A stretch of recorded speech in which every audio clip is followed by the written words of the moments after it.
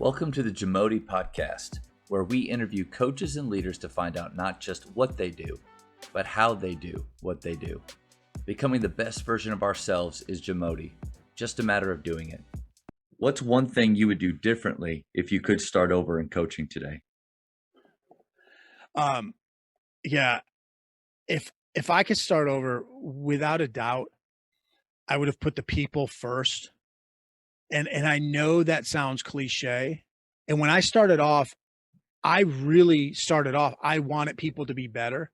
Like I saw it as this is a way that I could give back to players like my coaches gave back to me.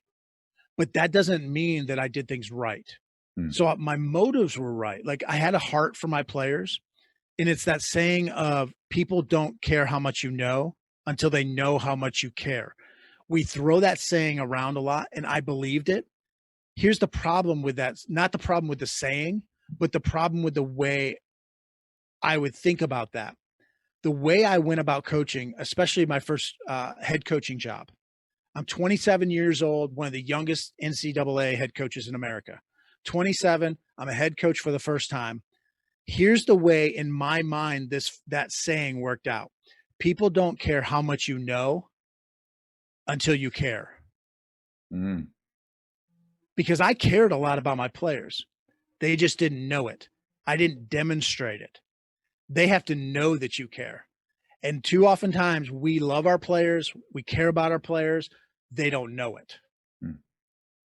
Mm. And we don't tell them enough, but we don't show them enough. And early on, it would have been more about the people and less about me and me trying to prove that I should be a head coach at 27, that the administration made a good hire, that I'm this up and coming, star.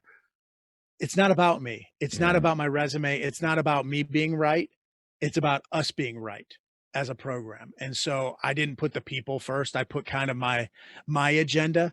This is my offense. This is my defense. These are my drills, my playbook, my team. It's not me, my, mine, I. It's us, our, Right. we, us, ours, that kind of stuff. And as a young coach, it wasn't about the people, it was about me. You said too, show them how much you care, but there's the way that you show them too. Like you kind of mentioned it because I think I could see younger coaches, or I mean, I kind of my first coach I played for was Dave Bliss, who was a Bobby Knight disciple. So that's what I was kind of used to, and so the way that he showed us he cared, hammer down. I am going to make you run. You are going to care so much because I care. But then it was like, because I care about you, you're going to run and puke. Okay, we got to make sure that the way that we show them we care is balanced, and it's way more than just. It's like what Coach Drew just said. I was talking with him. He said everybody thinks it's about the jump shot. Well, it's not about the jump shot. It's about the development of the total person. Like that's it.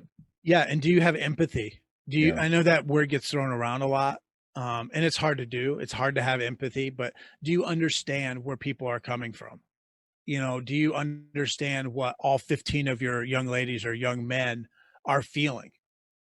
Well, probably not, because you haven't taken the time to invest, because you've spent all your time planning this 2-hour practice. Yeah. But if you don't have 15 people inspired and engaged and excited to be there, what good is this great practice plan?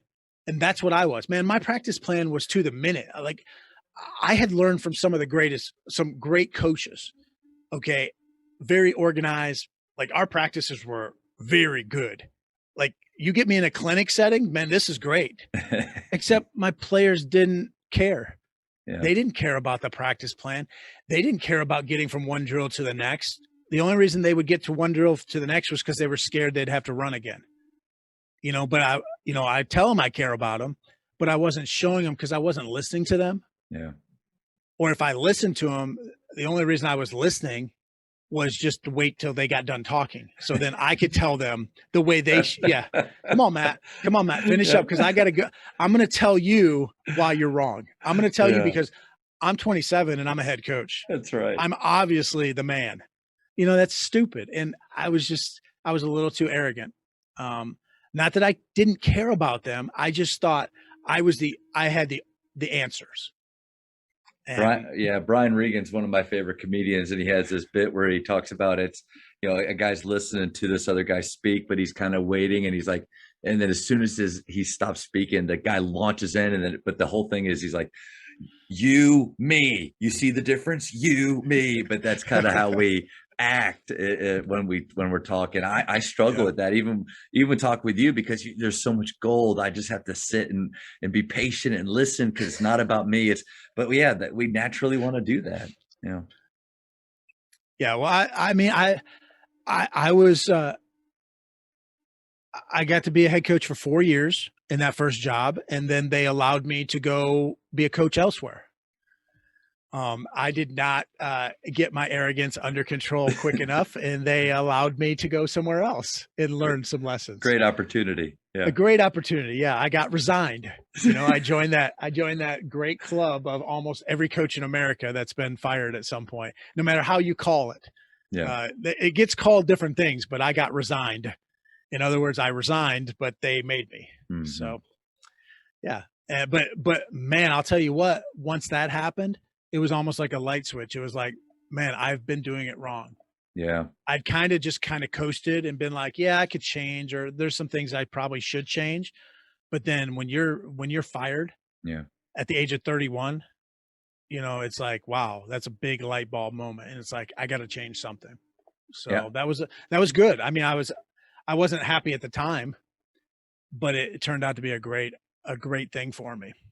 Yeah. My moment came, my first year at Naaman Forest High School. I was a varsity assistant. I kept saying, because I had played, I kept saying, guys, this won't work at the next level.